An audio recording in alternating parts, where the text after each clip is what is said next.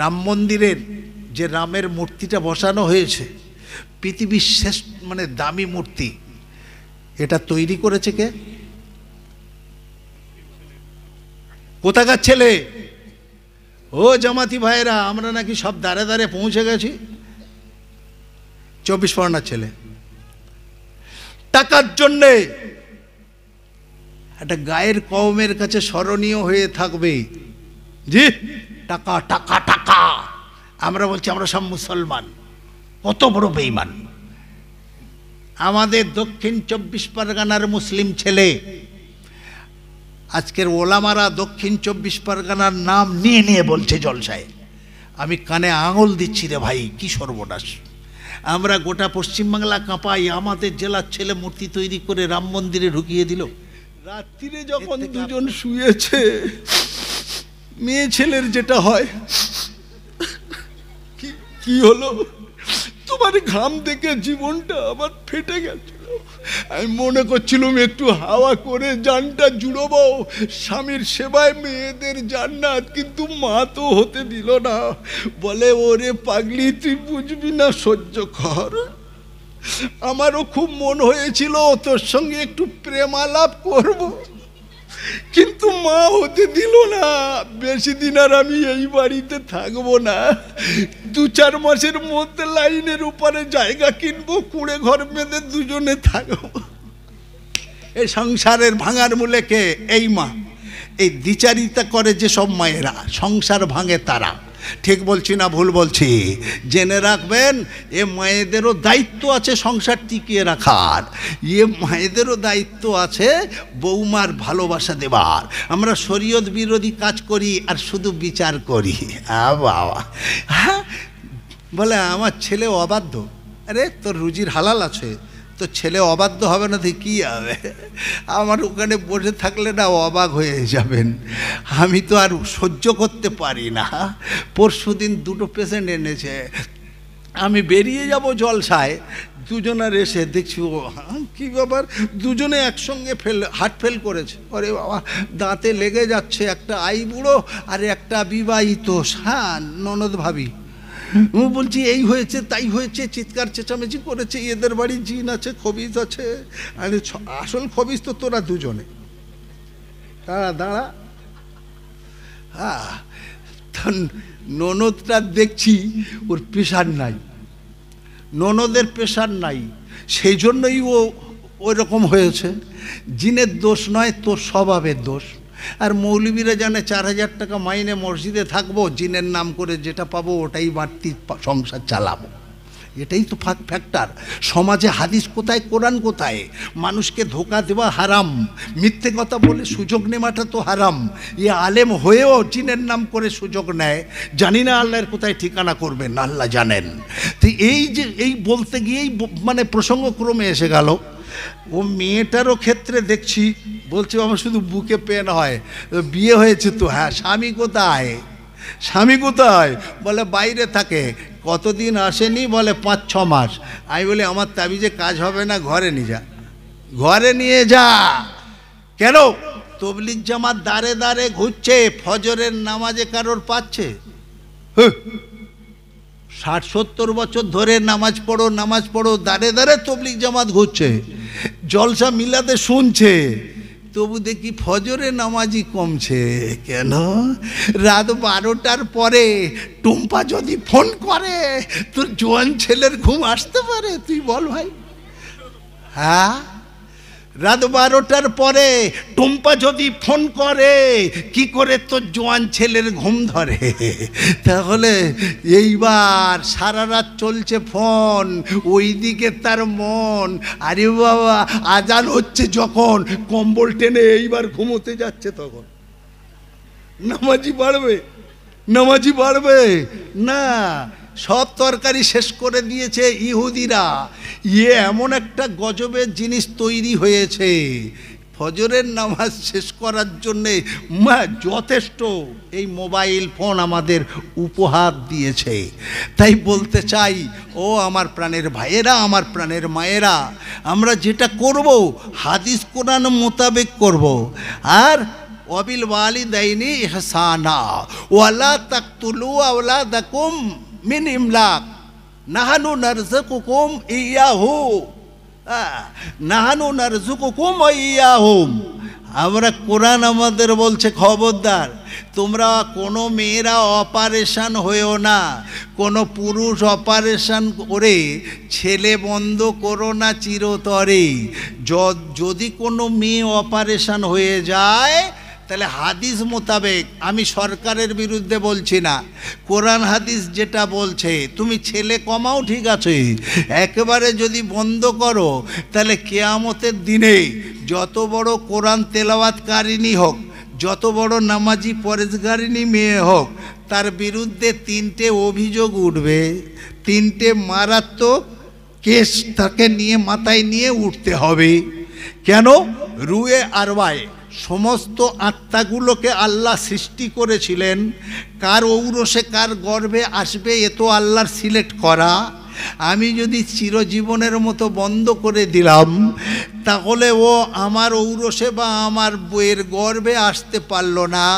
ওরা কিয়ামতের দিনে বড় হবে, আল্লাহর সামনে উঠেই মাকে মায়ের বিরুদ্ধে নালিশ দেবে, ইয়া রাসূলুল্লাহ, ইয়া আল্লাহ রাব্বুল আলামিন, আমার মায়ের জন্যে আমি ইবাদত মুক্ত থেকেছি।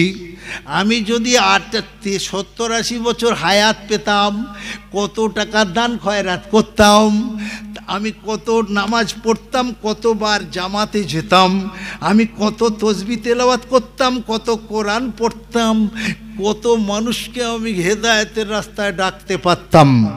আমাকে পৃথিবীতে আমার মা আসতে দেয়নি, তাই আমি ওই ইবাদত থেকে বঞ্চিত করেছে আমার মা। ও নামাজিনী পরেজগারিনী মুত্তাকিনী মা ধরা পড়ে যাবে। নাম্বার 2, তখন বাপ মা ভেবেছিল 4-5টা হলে খাওয়াবো কি করে। হ্যাঁ না, কি বলে, ওয়ালা তাকতুলু আওলাদাকুম মিন ইমলাক, যারা খরচের ভয়ে এই রকম অপারেশন করে, রুজির মালিক তো আল্লাহ, সে নিজে নয়, তাহলে সে নিজেকে আল্লাহ বা রুজির মালিক ভেবে নিয়েছে। অতএব সেদিন বাপ আর মা দুজনেই ধরা পড়ে যাবে। 3টে অভিযোগ বা কেস নিয়ে কিয়ামতে আল্লাহর সামনে এই সব মায়েদের উঠতে হবে। অতএব সাবধান, ওয়ালা তাকতুলু আওলাদাকুম মিন ইমলাক নাহানু নারযুকুকুম ওয়া ইয়াহুম, রুজির মালিক আমি যে কোনোভাবে রুজি তোমাদের দান করি। আমরা ভাবতে পারি না। ওয়ালা তাকরাবুল ফাওয়াহিশা মা যাহারা মিনহা ওয়া মা বাতান, কোরআনের আয়াত। আগে বলেছি ফরজ, ফরজ শুধু নামাজের কথাটা ফরজ নয়। ওয়ালা তাকরাবুল ফাওয়াহিশা, কোরআন দিচ্ছে প্রমাণ, শুনে নিন ভাই তাজা মুসলমান, যারা দিনরাত বিড়িতে গাঁজাতে দিচ্ছেন টান, একবার শুনে নিন কে মুসলমান। ওয়ালা তাকরাবুল ফাওয়াহিশা, আমাদের দক্ষিণ 24 পরগনায় একটু আগে আলোচনা করছিলাম, সারা পশ্চিমবঙ্গে ঘুরে ফিরে দেখছি এত দূষিত পরিবেশ অন্য জেলায় নাই। আমার উপলব্ধিতে আমি বলছি, দক্ষিণ 24 পরগনায় মানুষেরা লকডাউনের পরে যত অভাবগ্রস্ত হয়ে পড়েছে, বেকারগ্রস্ত হয়েছে, অন্য জেলায় তার প্রভাব পড়েনি। তারা চাষাভুষো মানুষ চাষবাস করে খায়, তাদের উপরে প্রভাব আসেনি। কিন্তু দিদি আর মোদি চাল দেবে, এ বসে বসে শুধু খাবে আর তাস খেলবে। ওয়ালা তাকরাবুল ফাওয়াহিশা, আমাকে বলছে ও মাওলানা তুমি বলতে পারবে তাস খেলা হারাম? আমি বলছি শোন, তাস খেলা শুধু হারাম নয়, ওই তাস খেলে যারা আর বসে বসে জামাতি ভাই টুপি মাথায় দিয়ে দেখছে তারা সমান অপরাধী। লা তাকরাবু জিনা, তোমরা জেনা করা তো হারাম, জেনা করলে পাথর মেরে দেওয়া হবে, কিন্তু জেনার পরিবেশ তৈরি করাও হারাম। কোনো আইবুড়ো মেয়ের সঙ্গে ফোন করাটাও তো হারাম, কেন জেনার পরিবেশ তৈরি করবে। কোনো পরপুরুষের সঙ্গে হেসে ঘুষে ফোন করাটাও তো হারাম, কেন এটা পরিবেশ তৈরি হবে। প্রথমে ফোনে তারপরে নাকি মনে মনে, তারপরে যাবে হ্যাঁ সিনেমায় দুজনে, তারপরে খাবার টাবার খাবে কলা বাগানে, শেষকালে ধরা পড়বে দুজনে, কেলানি দেবে জনগণে। তাহলে আগে পরিবেশ তৈরি হয়, তাই না?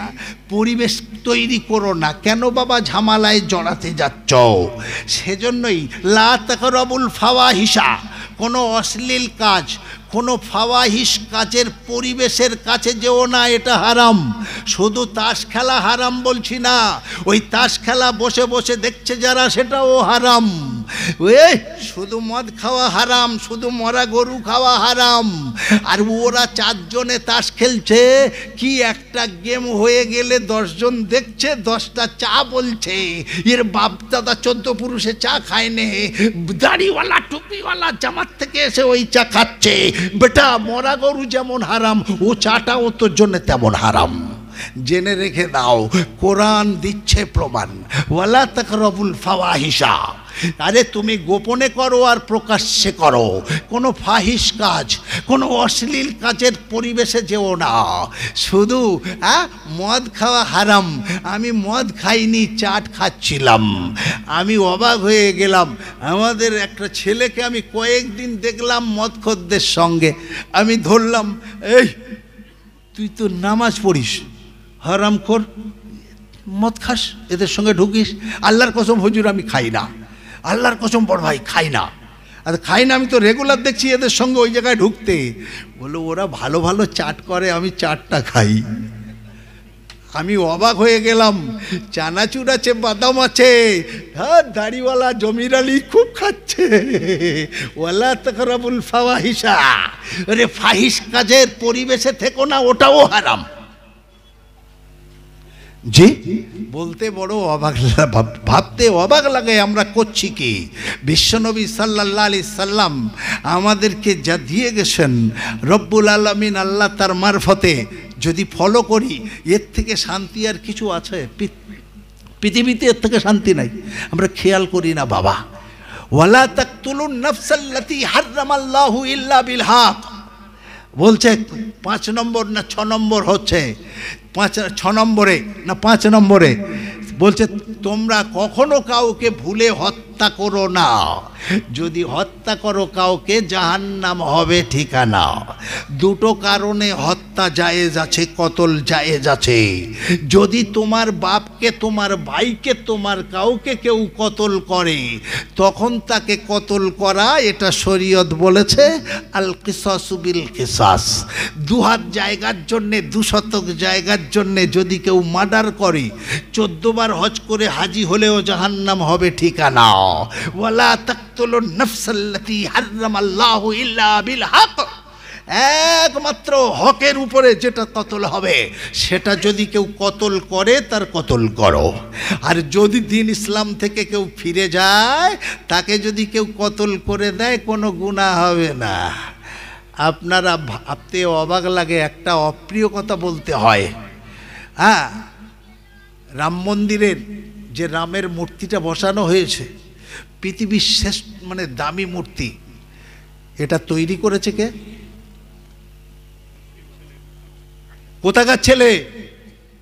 ও জামাতি ভাইরা, আমরা নাকি সব দাঁড়ে দাঁড়ে পৌঁছে গেছি। 24 পরগনার ছেলে, টাকার জন্যে একটা গায়ের কওমের কাছে স্মরণীয় হয়ে থাকবে। জি, টাকা টাকা টাকা। আমরা বলছি আমরা সব মুসলমান, কত বড় বেঈমান। আমাদের দক্ষিণ 24 পরগনার মুসলিম ছেলে, আজকের ওলামারা দক্ষিণ 24 পরগনার নাম নিয়ে নিয়ে বলছে জলসায়। আমি কানে আঙুল দিচ্ছি রে ভাই, কি সর্বনাশ। আমরা গোটা পশ্চিমবাংলা কাঁপাই, আমাদের জেলার ছেলে মূর্তি তৈরি করে রাম মন্দিরে ঢুকিয়ে দিল। এর থেকে আফসোস, এর থেকে দুঃখের জায়গা আর কোথায় পাবো? জি, কোথায়? আবার বলবো, শুধু দক্ষিণ 24 পরগনা নয়, আমাদের এলাকায়, আমাদের কাছাকাছি বাড়ি।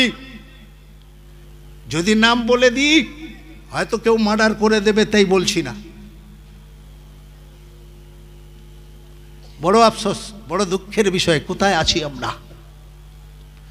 যালিকুম ওয়াসাকুম লাআল্লাকুম, নাকি যালিকুম ওয়াসাকুম লাআল্লাকুম তাকিলুন।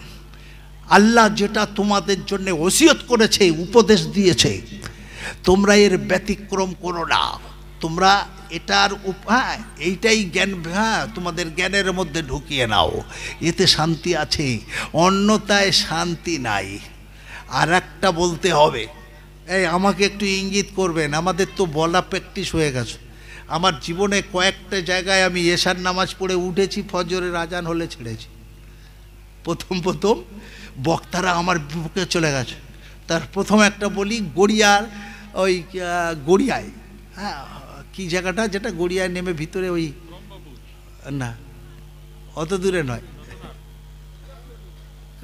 কন্দর্পপুর। এই কন্দর্পপুরে তখন আমি প্রথম, আমার টাকা পয়সার কোনো চুক্তি নাই, ওয়াজ ভালো লাগছে বলছে আবার চাই, 2-3 ঘন্টা পরে বলছে আবার চাই, 10-12টা বক্তা, কারোর সুযোগ দেয়নি পাবলিক, আমি কি করব?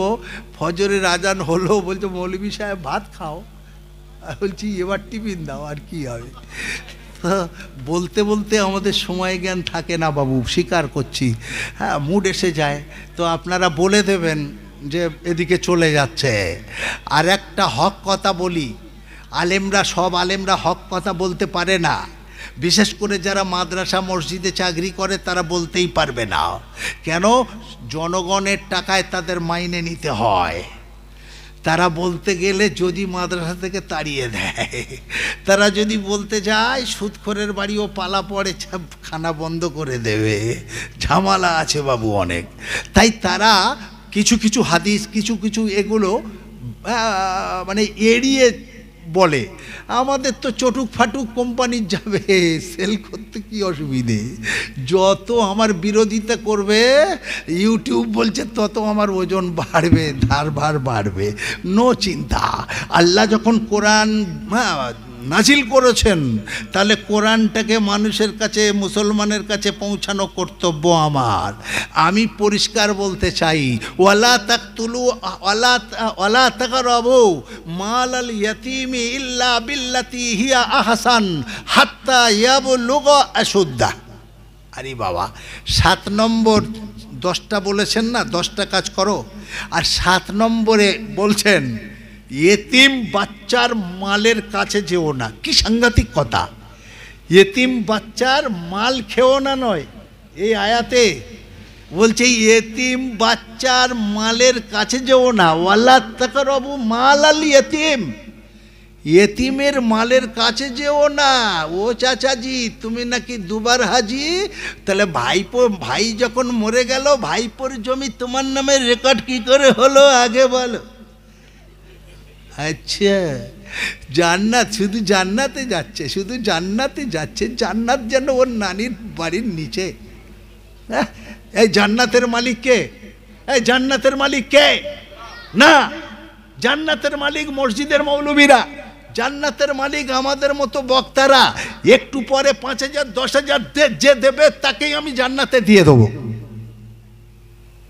ঠিক বলছি না ভুল বলছি? একটু পরেই তো দেবো, সব জান্নাতে দিয়ে দেবো। কিন্তু জান্নাতের আসল মালিক কে? আল্লাহ, আল্লাহ, আল্লাহ। খুব খেয়াল করতে হবে। শুধু দুয়ার মজলিস করছে। আমি ইলিয়াস ভাইকে বলছি তুমি বলো, আমি যেসব জুনিয়র আলেমদের সঙ্গে দেখা হয় বলি তুমি বলো, বেনামাজির জন্য দোয়া কবুল হবে তো? আরে মগরাহাটে কয়েক লক্ষ লোক দোয়ার আগে হাজির হলো। কেন বাবা? শেষ দোয়াটা যাই ফকটিয়া, তাস খেলতে খেলতে উঠে গা দিয়ে চলে গেল। যত আল্লাহর কসম যত বেনামাজি ছিল ওই দিন সব দোয়ায় হাজির হয়ে গেল। আমি আব্দুল ওহাব বলছি, কোনো বেনামাজির জন্যে কোনো বুজুর্গ দোয়া কবুল হবে না। যদি বলেন প্রমাণ, আমি প্রমাণ দিচ্ছি, নিন খুলুন পবিত্র কোরআন। মা কান আলিন নবী ওয়াল্লাযীনা আমানু আইয়াস্তাগফিরু লিল মুশরিকিন। কোরআন বলছে নবী সাল্লাল্লাহু আলাইহি সাল্লাম যখন চাচা আবু তালেব খুব ভালোবাসতেন, তাই চাচার মৃত্যুর সময় নবী গেলেন।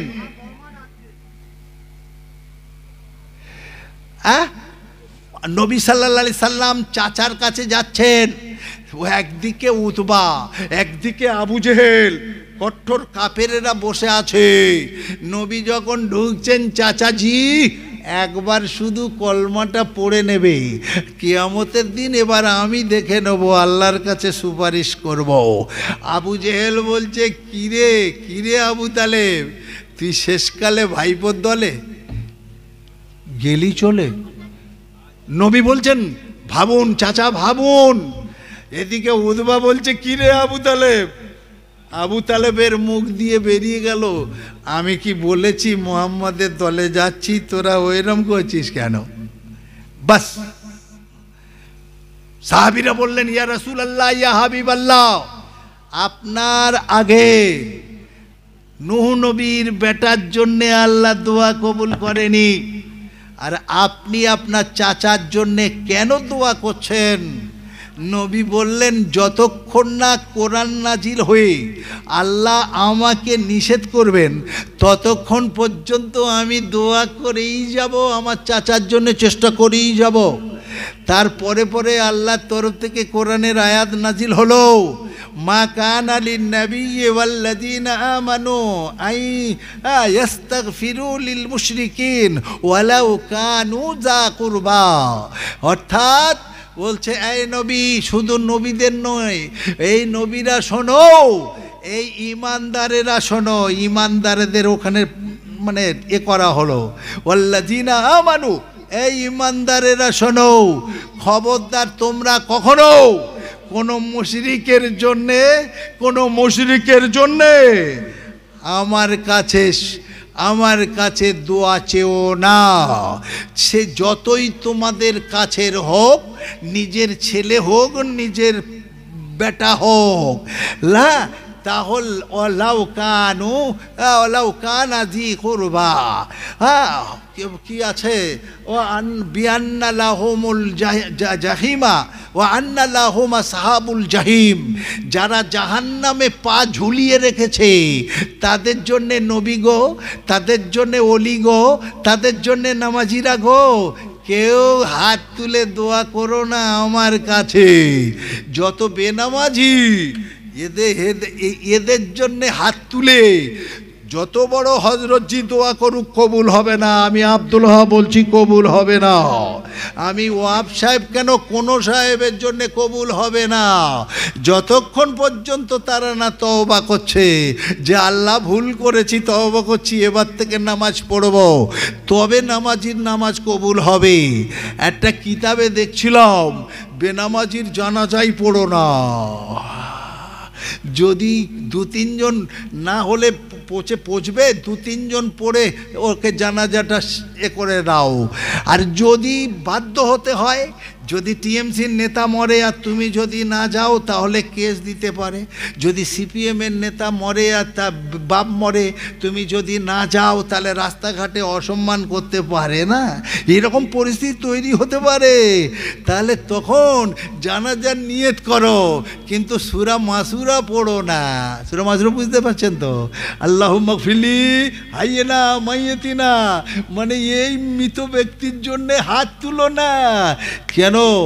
কেন মসজিদের মাইকে আজান হচ্ছে কবার? 5 বার। হাইয়ালা সালাহ, হাইয়ালা সালাহ। ও শালা জীবনে যায়নি মসজিদে একবার, আর যেমনি মরে গেল অমনি মসজিদের তরফ থেকে দেখছে টিএমসি সিপিএম এর নেতা ছিল, তো গটগটিয়ে গিয়ে বলছে, ভাই বিশেষ ঘোষণা, প্রধানের বাপ মরে গেছে, জোহরের পরে জানাজা। আরে এই মাইকে 50 বছর ধরে মুয়াজ্জিন ওর বাপের ডেকেছিল, 5 বার ডেলি ডেকেছে। 50 বছরে কতবার হয়েছে? একবার আসেনি। তাহলে যে তোর আজানের গুরুত্ব দিল না, সেই মাইকের মসজিদে বেনামাজির জানাজা কেন করছে ঘোষণা? এসব ভুল ধারণা, কিচ্ছু হবে না। আইয়াস্তাগফিরু লিল মুশরিকিন, যারা মুশরিক তাদের জন্য খবরদার আমার কাছে, আমি আল্লাহ আমার কাছে দোয়া করো না।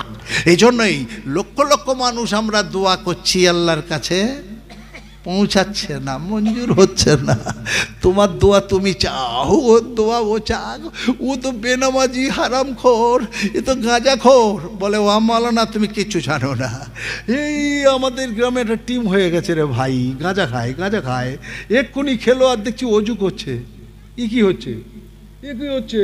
আরে নামাজ না পড়াই তো ভালো ছিল, নামাজ না পড়াই ভালো ছিল। তোর কে বলেছে? বলে আমি নামাজ পড়ি, গাঁজা খাইতে কী হয়েছে, আমি 5 ওয়াক্ত নামাজ পড়ি, তোমার কিছু বলতে হবে না। হিসেব তো আল্লাহর কাছে, তোমার কাছে নয়। তার মানে টনটনে জ্ঞান আছে ভাই। বলছে লা তাকরাবুস সালাহ ওয়া আনতুম সুকারা, যখন তুমি নেশা অবস্থায় থাকবে তখন নামাজ পড়া হারাম। হারাম তোমার জন্যে বেনামাজি অনেক ভালো। সে তো হারাম করেনি, সে তো হারাম করেনি নামাজ পড়ে, তুমি নামাজ পড়ে হারাম করছো। তাহলে বন্ধুগণ, আজকের সমাজ ব্যবস্থা কোথায় চলে গেছে? এরা গাঁজাখোর নামাজ পড়ছে, আর ইমাম সাহেব এমন দোয়া করছে বাবা, 15 মিনিটের আগে শেষ হচ্ছে না। সে কি সুরে দোয়া, কেন এমন কেঁদে কেঁদে দোয়া করছে? এই ইমামটাই রাখতে হবে, মাইনে যা নেয় নেবে।